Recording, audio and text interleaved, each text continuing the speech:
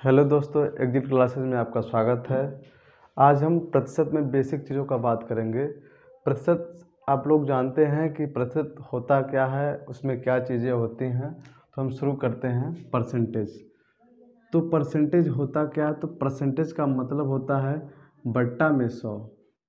कहीं भी आपको प्रतिशत नज़र आए उसका मतलब होता है बट्टे में 100। जैसे हम कहें 2% तो मतलब 2/100।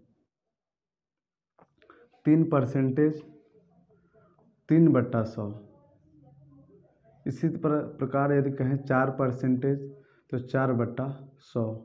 मतलब जहाँ भी परसेंटेज है तो परसेंटेज हटाएंगे तो बट्टा में 100 लगाते हैं। अब हम यदि कह दें कि 2/100 है, इसको आप परसेंटेज में चेंज करें तो क्या करेंगे? हम यहाँ 100 से गुणा करेंगे।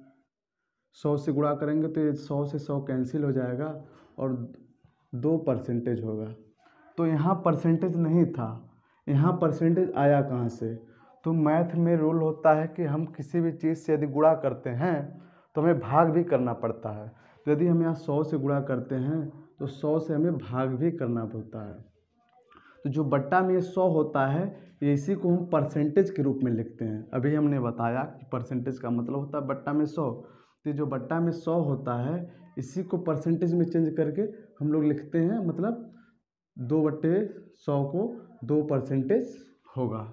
इसी तरीके से यदि हम कहें 3/100 तो 3/100 को परसेंटेज में चेंज करने के लिए क्या करेंगे? तो 100 से गुणा करेंगे और लिखेंगे 3%। 100 से 100 कैंसिल होगा और मैथ के नियम के अकॉर्डिंग 100 से यदि गुणा कर रहे हैं तो 100 से भाग करते हैं और ये जो बट्टा में 100 होता है, इसी को परसेंटेज के रूप में हम लोग लिख देते हैं। अब आगे चलते हैं। तो एक तरफ प्रतिशत होता है और इधर भिन्न होता है, जिसको फ्रैक्शन कहते हैं, और इसको परसेंटेज कहते हैं। जैसे हम कहें 100%, तो 100% का फ्रैक्शन जो वैल्यू होगा वह 1 होगा। तो अभी हमने बताया कि परसेंटेज का मतलब होता है बट्टा में 100। तो जब बट्टा में 100 लगाएंगे तो 100 से 100 कैंसिल हो जाएगा और 1 बचेगा। इसी प्रकार हम कहेंगे यदि 50%, तो 50% का फ्रैक्शन वैल्यू 1/2 होता है। इसी प्रकार 33 सही 1/3, इसका परसेंटेज वैल्यू क्या होगा? तो 33 का 3 में मल्टीप्लाई करेंगे तो 99 होगा, 1 जोड़ेंगे 100, 100 से 100 कैंसिल होगा तो बचेगा कितना? 1/3। मतलब 33 सही 1/3 का फ्रैक्शन वैल्यू जो होगा वह 1/3 होगा। इसी प्रकार यदि हम 25% लिखें तो 25% का फ्रैक्शन वैल्यू क्या होगा? तो बट्टा में परसेंटेज हटाएंगे तो बट्टा में 100 करेंगे, तो 25 को 100 में भाग करेंगे तो 4 बार जाएगा, 1/4। इसी प्रकार 20% का फ्रैक्शन वैल्यू क्या होगा? 20% का फ्रैक्शन वैल्यू क्या होगा? 1/5 होगा। अब आगे चलते हैं। 16 सही 2/3, 16 सही 2/3 फ्रैक्शन वैल्यू क्या होगा? परसेंटेज का फ्रैक्शन वैल्यू क्या होगा? तो 1/6 होगा। इसके आगे 14 सही 2/7, तो 1/7 होगा। इसी प्रकार आगे चलते हैं। जैसे 12 सही 1/2 का परसेंटेज वैल्यू क्या होगा? परसेंटेज का फ्रैक्शन वैल्यू क्या होगा? तो इसका 1/8 होता है।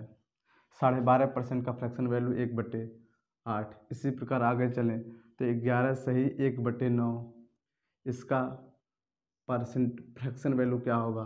तो 1/9 होता है। इसी प्रकार आगे चलें तो 10%, तो 10% का फ्रैक्शन वैल्यू क्या होता है? तो इसका 1/10 होता है। इसी प्रकार आगे चलते हैं तो 9 सही 1/11, इसका परसेंटेज का फ्रैक्शन वैल्यू क्या होगा? तो 1/11।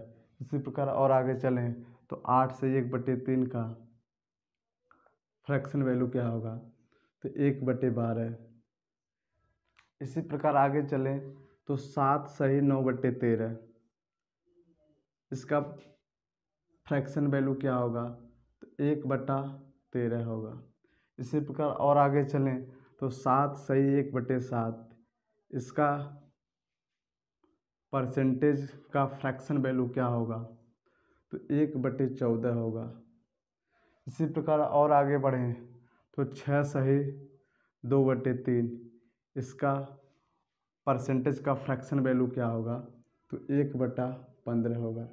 इसी प्रकार और आगे बढ़ें तो 6 सही 1/4, इसका परसेंटेज का फ्रैक्शन वैल्यू क्या होगा, 1/16 होगा।